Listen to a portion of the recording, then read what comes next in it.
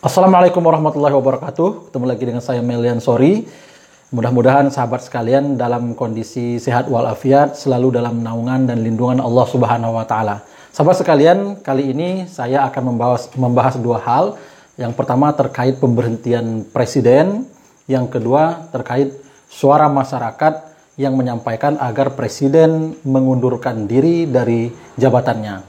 Nah, dalam konstitusi kita sebetulnya berkaitan dengan pemberhentian presiden sudah diatur dalam Undang-Undang Dasar 1945 di pasal 7A. Di sana menyebutkan bahwa presiden dan wakil presiden dapat diberhentikan dalam masa jabatannya oleh Majelis Permusyawaratan Rakyat atas usul Dewan Perwakilan Rakyat, baik karena telah melakukan pelanggaran berupa pengkhianatan terhadap negara, korupsi, penyuapan, tindak pidana berat lainnya, atau perbuatan tercela maupun sudah tidak lagi memenuhi syarat sebagai presiden dan wakil presiden. Jadi dalam hal ini, konstitusi kita sudah mengatur bagaimana presiden dan wakil presiden bisa diberhentikan. Tentu dengan pasal ini, secara terang benderang, rakyat Indonesia bisa kemudian melihat celah bagaimana kemudian presiden itu bisa diberhentikan. Kalau kemudian syarat ya sebagaimana diamanahkan dalam pasal 7A Undang-Undang Dasar ini terpenuhi, tentu presiden dan wakil presiden bisa saja atau dapat saja diberhentikan dari jabatannya. Kalau kemudian tidak memenuhi syarat ini, tentu tidak juga bisa diberhentikan. Lalu kemudian yang kita bahas berikutnya adalah berbeda juga dengan pemberhentian presiden, dan ada kemudian masyarakat yang menyuarakan agar presiden mundur dari jabatannya. Nah, tentu ini adalah hal yang berbeda. Sebagai masyarakat, tentu sah-sah saja dan tidak perlu takut, khawatir menyuarakan kepada presiden agar mundur dari jabatannya. Itu pun kalau kemudian presidennya mau mundur. Sebagai masyarakat, sah-sah saja, sekali lagi. Nah, karena misalkan masyarakat melihat bahwa ada kebijakan-kebijakan presiden yang kemudian kebijakan-kebijakan ini dinilai tidak tepat misalkan. Atau kemudian contohnya seperti Perpres 64 tahun 2020 kemarin terkait kenaikan BPJS. Nah, masyarakat juga misalkan menyuarakan karena kenaikan BPJS ini memberatkan, atau kemudian karena ekonomi kita yang tidak stabil, korupsi merajalela, kemudian kebijakan impor pemerintah dan lain sebagainya, yang kemudian itu berefek langsung ke masyarakat, lalu kemudian masyarakat menyuarakan presiden untuk mundur dari jabatannya. Dan ini sebetulnya tidak ada pelanggaran hukum di sana, tidak ada pelanggaran karena menyampaikan pendapat di muka umum, baik itu melalui media sosial atau secara langsung dan sebagainya, adalah dijamin oleh negara juga, dijamin dalam konstitusi kita. Jadi tidak ada yang perlu kemudian ditakuti, dan tidak ada juga yang perlu ditindak dalam hal menyuarakan agar kemudian presiden mundur dari jabatannya.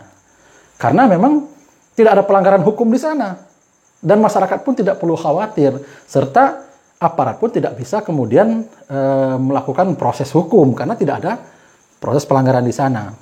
Lalu kemudian saya juga menghimbau kepada teman-teman pemuda atau kemudian penggiat sosial ataupun masyarakat juga harus cerdas dalam menggunakan media sosial. Jangan sampai kemudian media sosial dijadikan sarana penyampaian agar kemudian presiden mengundurkan diri karena sesuatu dan lain hal, tapi dibarengi dengan pelanggaran hukum lainnya. Sebagai contoh misalkan, seseorang menyampaikan karena ini, kemudian dia menyuarakan agar presiden mundur dari jabatannya, cuman disertai dengan ancaman. Sebagai contoh yang tidak boleh dilakukan. Misal, saya meminta kepada Presiden Joko Widodo untuk mundur dari jabatannya. Kalau tidak mundur, maka akan saya bunuh. Nah, ini tidak boleh. Ini tidak boleh dilakukan karena disertai dengan ancaman.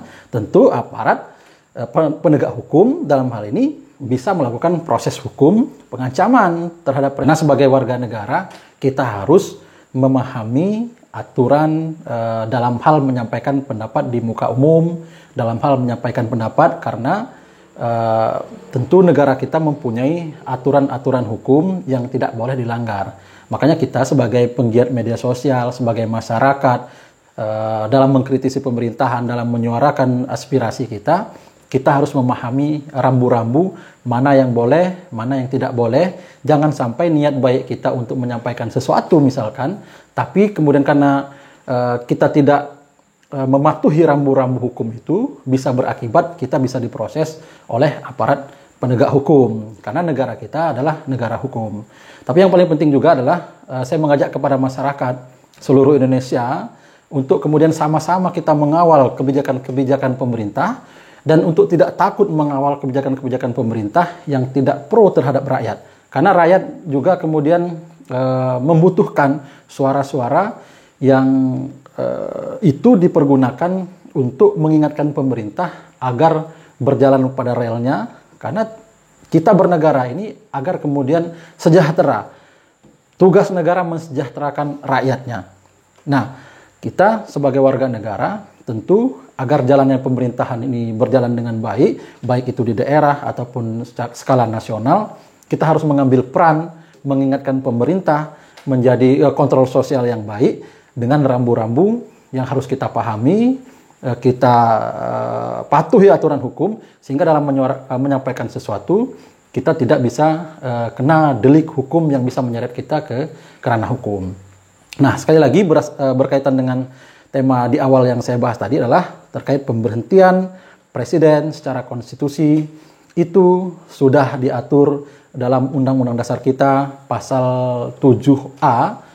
Sudah jelas apa saja yang kemudian harus dipenuhi tatkala pemberhentian presiden. Tapi sebagai warga negara, jangan takut untuk menyuarakan meminta misalkan presiden untuk mundur dengan alasan-alasan tertentu, karena kita hanya menyampaikan aspirasi bahwa apa yang dilakukan oleh pemerintah, apa yang dilakukan oleh presiden, misalkan kita anggap itu tidak tepat, sah-sah saja kalau kemudian kita menyampaikan agar presiden mundur dari jabatannya.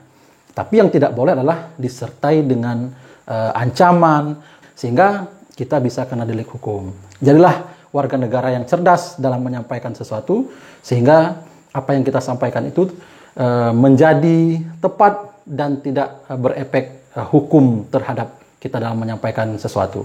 Demikian, Assalamualaikum warahmatullahi wabarakatuh.